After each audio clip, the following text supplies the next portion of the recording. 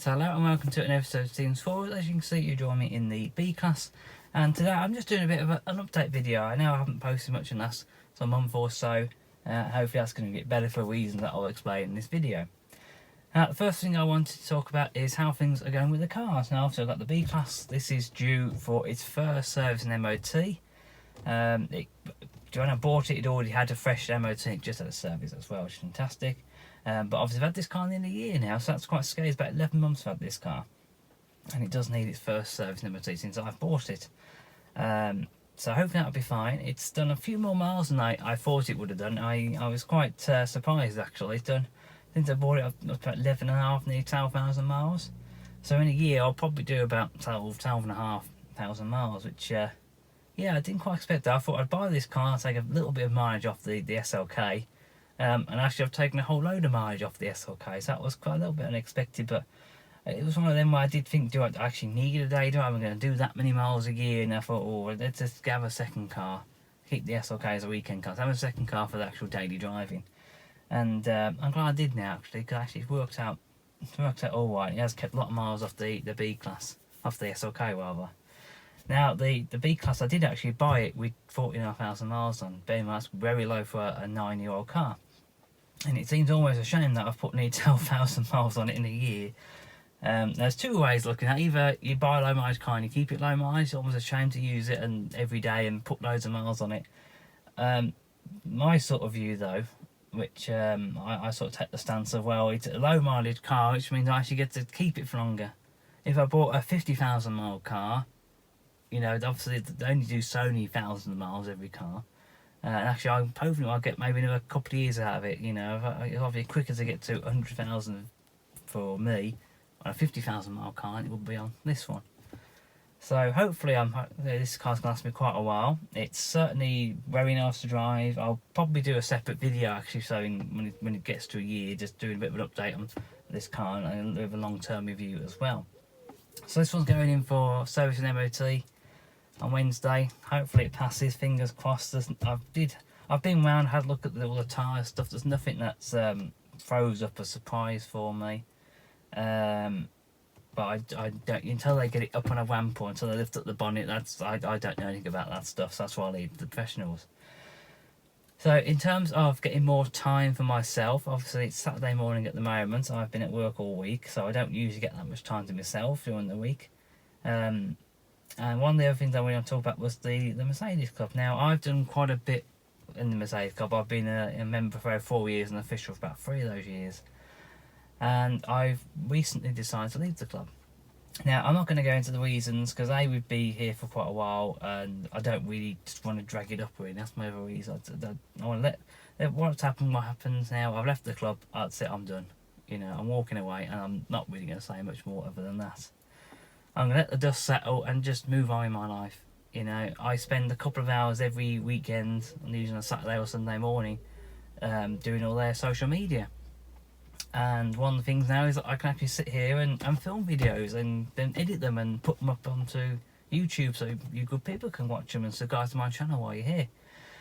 Obviously, now it means that I can get more free time to do that. I can do other things. I can go for drives in the morning. I can film those. You know, there's so much more I can actually do now with my time. And that's sort of my viewpoints on it. But that's all I'm going to say. I'm drawing a line. I'm moving on in my life, and I'm not going to certainly talk about it anymore. So usually I say comment with any questions that you have. That's one thing I won't be answering comments on. You know. So anyway, just pre-warning there. It's not that bad. I don't make out it's a really bad thing. I'm looking at it from a positive point of view, and I get to do stuff like this. The other thing I want to talk about was obviously work. Some of you know that I actually work at Mercedes dealer, which is pretty much a dream job for any car enthusiast. And if you're like me and you're absolutely mad about Mercs as well, you know, that's even better. You know, it really is a very good job. I still enjoy it. I get to drive a lot of nice cars, which is always a big bonus really for me. If you love driving cars, I like driving different cars. That's a good bonus. Just this week I drove an EQC back. Went to a customer house, pick up a car. Obviously went in one car and picked up another car, and drove back. And yeah, very nice car actually. I do like the EQ cars that Mercedes do. I've driven EQA, EQS, EQE and EQS, which is that's a mouthful when you say them all together like that, too many EQs. And all very nice cars. I think the ones that stand out are probably EQS, which again is probably one of the questions I get asked is what's the most expensive car I've driven. I've had a few friends and family ask me that one.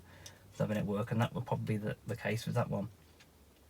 Probably about 115 grand's worth, I believe that car was, which I've been driving now for, oh blimey, how long, about 12 years.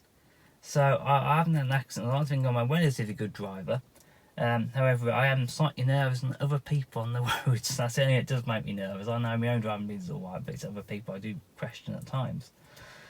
So that's probably an expensive car. The one that I've probably, I don't know if I enjoy, I can pick out one car I've enjoyed the most. That's the other question. The one car really stood out in your mind.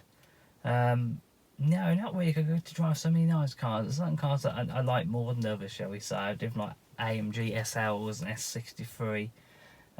Some of the AMGs just very nice cars, you know. Even stuff like A35, which is even the entry level. Again, those are really nice cars to drive. So I have trouble because I'm such a big Mercedes. It's hard for me to actually pick out a single car that I would say yes, you know, that's a really nice one, which is good.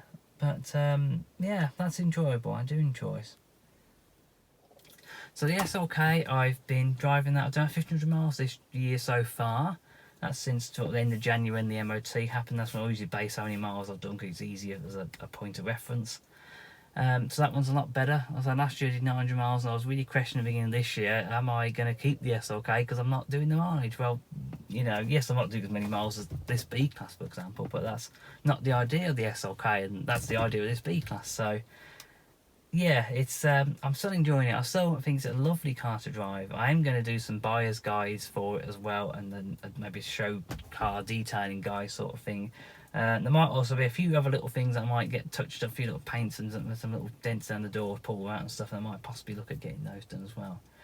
The other, on the flip side of that, if I were to sell the SLK, I do have a sort of big question of what we'll have next. I don't want to spend 30, 40, 50 grand on a car that's just there, sat there for the weekend. I don't see the point in it, to be honest. And what else do I have? What else is out there that's going to be as nice to drive as the SLK? I'm going to get a lot more fun out of. I don't know, really. You know, I could sell it and maybe get an older Mercedes, so some 90s, early 2000s. I don't really want to go on the classic car route because they need a lot more sort of maintenance and whatever else they need. But that brings us to the end of today's video. I hope you enjoyed it. Again, as ever, please do put a like if you like the video because it helps me show what like you like and what I can actually make more of. Please do put any comments, any questions, any suggestions for another car maybe. If I were to sell the SLK, in the comments below. And also make sure you subscribe to the channel to make sure you see more. I'm going to try and be a little bit more regular, which I know I've said time after time and not done that, but I do mean it this time. I am honest. I think, you know, fingers crossed anyway, nothing else happens in my life that means I can't do it. But as I say, hopefully I've got a bit more free time at the weekend now, so that I'll be able to put my time and energy into making videos. So, as ever, it's goodbye from me and goodbye from the B Class and the SLK, which is somewhere over there. So I will see you next time. Goodbye.